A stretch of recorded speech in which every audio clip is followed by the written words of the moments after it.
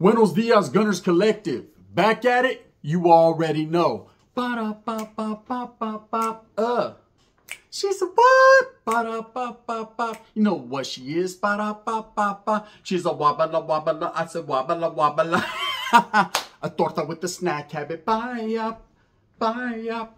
Bye. Orale, as you can tell by that thumbnail right there. You see that them two big old mascaras right there? My face like this. And my primo's face like. That's us, man. That's me and my little primo, right? Trubs. I wanted to kind of give you the background on how I feel about his situation. Him kind of growing up.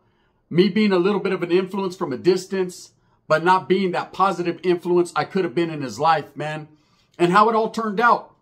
You know, in a menudo style and direct fashion, when you think about family, that's all we have. You know, you could have homeboys from your barrio, people from your neighborhood, people you grew up with. People you call friends, but at the end of the day, sangre is all we have, truly, man. That's like an extension of yourself. If you love yourself, you care about yourself, man, you care about your family. But in some cases, family ain't everything that it's cracked up to be, man. Sometimes some of your worstest enemies and some of the people that probably cause conflict or have aggression towards you most of your life can be your own family members, man. It's a cold game. And sometimes, you know, you go through ups and downs with familia. When it comes to primos, brothers, sisters, things of that nature, you know, I try to keep it kosher like a dill pickle, man. I try to keep my distance. I try to let everyone live their own life and not live vicariously through me or what I've done because I wasn't a good role model, man. But my primo Trubs, right? You know, we're from the same neighborhood, same barrio. And it wasn't always like that. You know, me and his mother are first cousins. That's my prima right there. I've always had a whole big amount of respect and love for her just based on she's hood, man. She's as hood as it gets. You know, you ever have that one prima that you can depend upon, that you can call? She'll pull up, no doubt. But she has the motherly traits as well, man. You know, growing up, you know, in my familia, I wasn't the oldest cousin on my father's side. I was on my mother's side, but not on my father's side. You know, there was primos and primas much older than me. So I kind of looked towards them for guidance, or I looked up to them and respected their get down. Now, my prima, Trub's mom, she was definitely with the program and with the business. Not necessarily gang related and in a barrio and things like that, but didn't need to be. She was the type of chick, man, that if someone got in her way or someone looked at her funny, she was smashing. There was no doubt about it, man. And the apple didn't fall far from the tree, man. Her son is the exact same way. I get it from my mama. You know, I get it from my mother. You know, when you have a mother that's a strong woman and that's really about her shit and doesn't play games with their children, well, that's the type of mother that I grew up with, and that's the type that my primo grew up with. Anyway, so my primo, we were always close, man. Close from a distance. You know, I didn't see her much. Didn't fool with my father's side of the family as much as I wanted to. But when I was around, she definitely was there, man. And I respected her. You know, I seen a struggling mother with kids by herself. You know, I remember going to her apartments in Atwater, Merced, just going to little certain areas where she lived and seeing her strive and struggle with her children and all that she had, man. And I respected that. You know, even at a young age, you recognize things like that. If you see a mother on welfare, you see a mother getting them food stamps and you're going through some of the same shit, man, you recognize and you respect that because, hey, there's a lot of women that don't even try. They just give up their kids, turn their back. You know, them lazy bitches. As soon as it's time for their kids to fucking start school, they ain't trying to get up off their lazy ass at 1 o'clock in the afternoon. They ain't doing it, right? And they give up their children or they distance themselves. Or, you know, the type that like to go out to the clubs and give their kids Benadryl. It just ain't right. I've seen it all. You know, growing up in the barrio and the ghetto, you see a little bit of everything. You know the tactics. But a woman that's out there getting them boxes, them free boxes, or that's out there in the welfare department at the line, you know what I mean, trying to get her stamps. Those are the ones that I got to show love to and respect. And the ones that are hardworking and independent, those are also the women that I show a lot of love to. Anyways, my prima was all that and a whole lot more, man. She was good people, good gente, and she continues to be, man. It's nothing but love and respect for her. But she had a son. And about the time she had this son, I remember, you know, I was starting to get into the mix. I was starting to gangbang a little bit. I was starting to get flamed up, hang around with the Norteño cause, hang around with the homies and do my thing. That was my thing, eh? Guard! That was my motherfucker, your thing. I said my thing. Your thing and my thing are not two, we're two different things. You know what I mean? Your thing is, my thing is, and that's just what it was. But I definitely was, you know, finding myself getting into the mix. I was young when she had a son. And I remember thinking to myself, well, you know, the way my prima was, she was kind of a strict mother, man. She kind of didn't play them fucking games.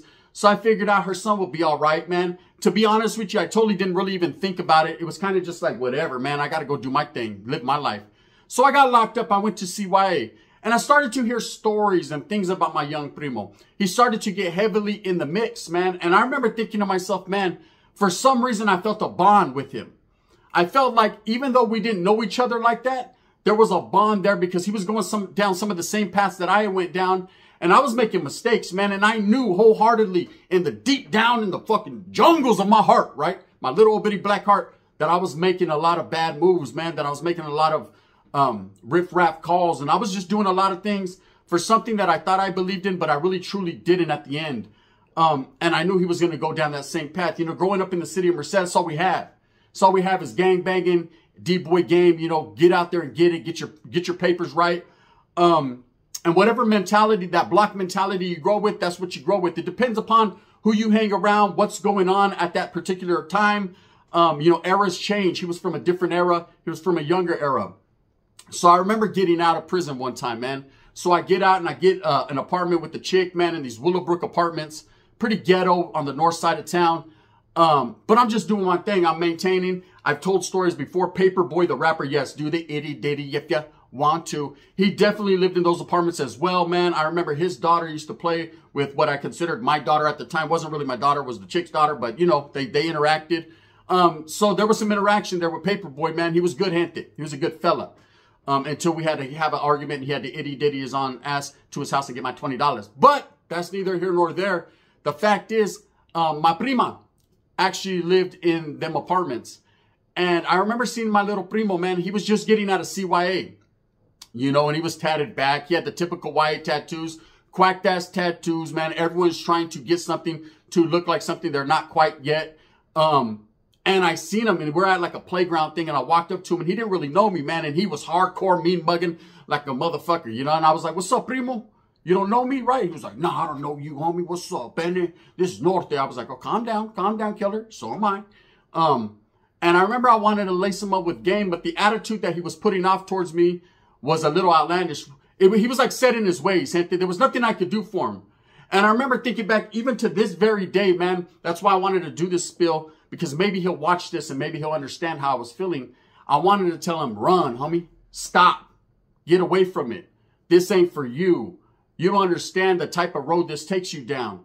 There's going to be a lot of backstabbing and disloyal motherfuckers, homes. You're going to find yourself in situations you don't want to be in. Although I was active in gangbanging at the time and I wouldn't have changed that for the world, I didn't want that for anyone else, because some of them hardships and struggles I went through, you know, battery packed, stabbed, jumped, worrying about if today was my last day. I didn't want to see my own family go through that. I know people might think it's poison. Oh, you're spreading propaganda and poison, trying to stray the little homies away from the cause. That was not what I was thinking about. If he wanted to be a Norteño, it didn't have to be. Homes, he already was one. He was born one. He was from Northern California, Merced, Central Valle, 209. We get smoked out for the Dusonina. He was already that. You don't have to affiliate yourself or associate yourself with certain individuals because you think it's cool or that's what you have to do. But he was heading down that path and there was nothing I could do to stop him. And I reflect to this day and think, fuck, man, maybe if I would have helped him out or said something, he wouldn't have been the beast he is. But the man he's grown up to be, I'm proud of. So anyways, that was our interaction there. And I didn't see him. He went to YA a couple times, started to go to prison. And I would hear these stories that he got jumped into the hood, the barrio. And I remember my first instinct and my first thought was, damn, that's right. You're from the hood. Now you're on your own, eh? Remember the movie Colors? When he said, hey, you know, you done fucked up, eh? You got jumped in the hood. Remember, Frog? You owe me one. You got jumped in the hood. Now you owe yourself one. Now it's up to you to be a man and to decide, you know, exactly the path you're going to forge, where you're going to go with this shit. You know, how far you're going to take it. If you're going to really participate in the reindeer games, or you're going to be one of those homeboys that just drives by on a fucking beach cruiser, you know, asking for change so he could buy a Blue Bull Schlitz. It's up to you, homie. You know, there's a lot of different elements and levels to the game. When you're gangbanging, homies, just because you get jumped in a barrio and you're the cool guy around the town doesn't mean you're really that cool guy. You might be looked at as a poop butt. You might be just one of the homies that's there for participation once in a while, homes, and get a participation certificate. You might be one of them guys. You just get the here's the medal that you get when you lose the fight, right? Or do you want the WBC motherfucking belt, the green one that shines right so you can get your mind right? That's totally up to you. I wanted belts, numerous belts, right? So I was in that mix, but I remember thinking to myself, damn, my primo is just like me, or if not even hardcore, even more, you know? So he started to go his way, and I started to hear stories about him really putting in work and doing dirt, man. And I remember one time I was at my grandmother's house, man, and he slid by, and I seen him from a distance. I wanted to get at him like, hey, primo, you know what I mean? What are you doing, eh? Your name's out there, it's floating. And this is the cool part about it. Call me a hypocrite, call me what you will. A lot of people do anyways. What I didn't want for him, I wanted for myself. Maybe it was a little envious and jealous because his name was starting to rock. Or maybe more so it was me caring about my family more than I even cared about myself. I don't know, call it what you want. I kind of look at it the second way.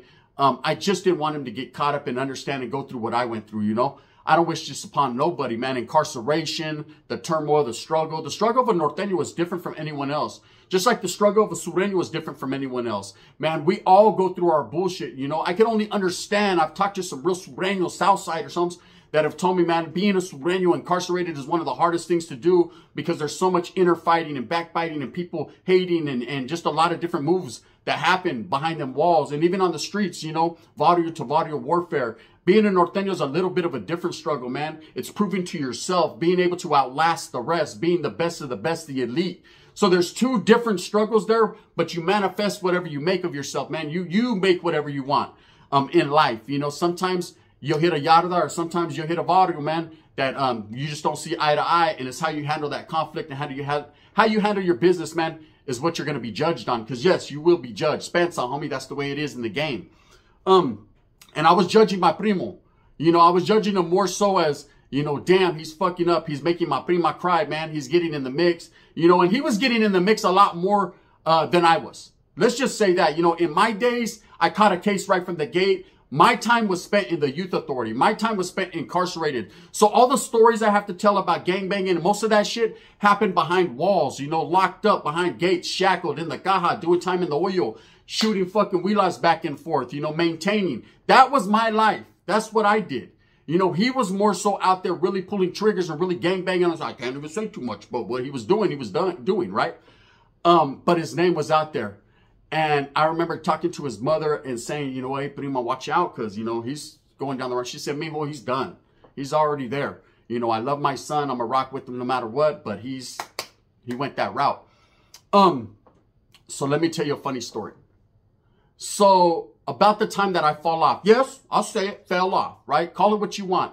I was no longer active. I was no longer participating in them reindeer games. They wouldn't let poor Randolph join in any reindeer games.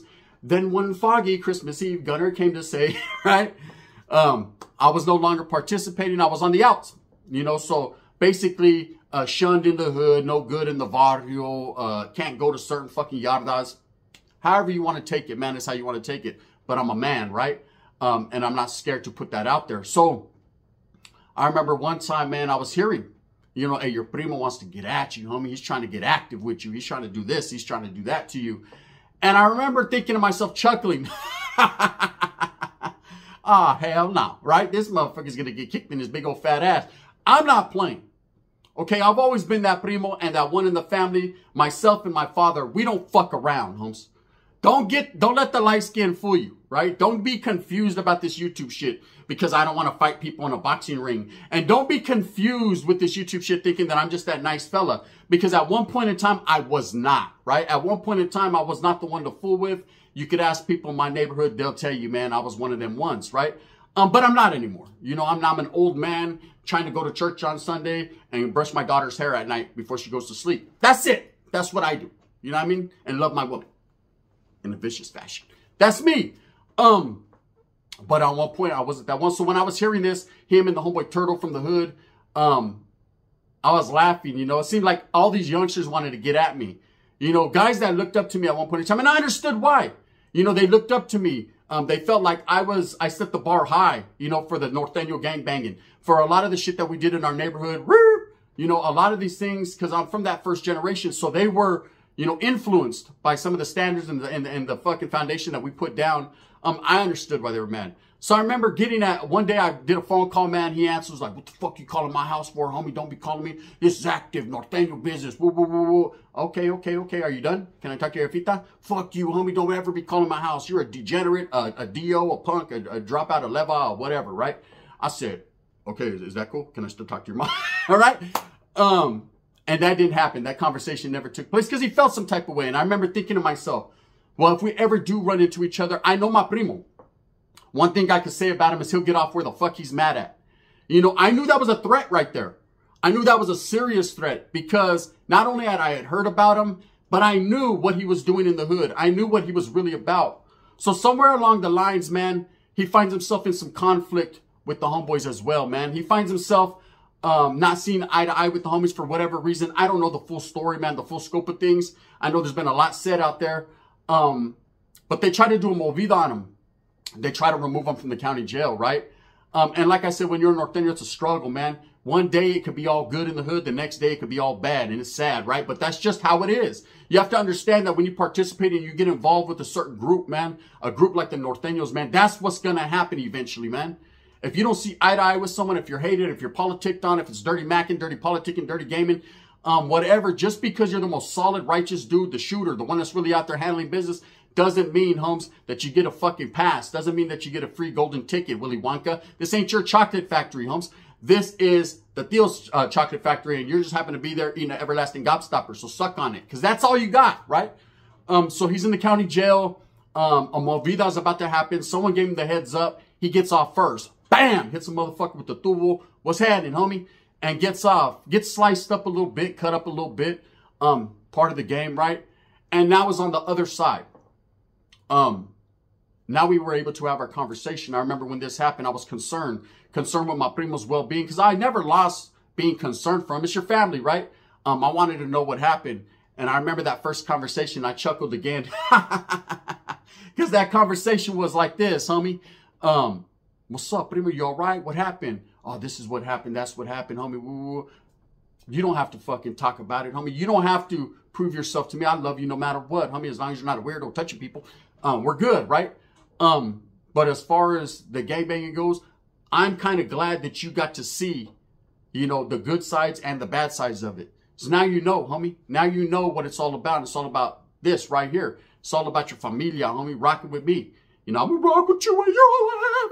They hate me, homie. Help! Nah. Hey, so that was that. And since that day, me and my primo have had great conversations, great interactions, man. I know he's one of the ones that I could depend on and I could call, man. He's a great family man. He has a son. He has a lady. He's just a good dude. But at the end of the day, man, he ain't the fucking one, right? He turned into a beast. You know, having homeboys turn their back on you or being outcasted can either do one or two things. It can make you like me, where you just let it go and you say, you know what? Hey, it is what it is, Holmes. You respect the homeboys get down. You respect that you're not now no longer part of that. And you move on. You know what I mean? You work, you take care of your family, you raise your children. You just do what you got to do. You fly up under the radar, man. Unless you're doing YouTube like me and then everybody wants to suck you in your mascara. But then you just do that, right? But when you're like him, man, this guy's not playing no games, right? He's the type of individual. He's just doing his thing with his family, man. But if you run up on him, he's going to dust your duster. You know what I mean? That's what it is. He's going to dust you off with some pledge, homie. You know what I mean? He's going to clean your windows with some Windex. It's just how it is. Some guys get bitter, man, not better. Some guys are mad at the situation because they weren't quite ready to let the fucking reins go. You know what I mean? They were ready to ride that horse. Hi-ho silver. They were ready. And it is what it is. And what people don't understand is they've turned my primo into more of a beast. To the type of individual that don't care. Well, I'm here to tell him, man, because I know he's going to watch this. Care, primo. Care, because at the end of the day, we're all we have. You know, Mexicanos, raza, we're all we have. You know, I know everyone has went through certain situations, man, and there's going to be guys that talk shit. Your primo's just like you guys are no good. That's what you think, homie. But at the end of the day, don't catch him slipping at Walmart, because then he caught you slipping. I'm telling you, it's ugly. It gets real ugly. With that being said, man, I just wanted to give him his flowers because I'm proud of the man that he's become, and I've seen what he was becoming, and I wish I could have got at him. Ultimately, I didn't have to, man. He forged his own path and he's seen his own ways, and it led him to where it led him.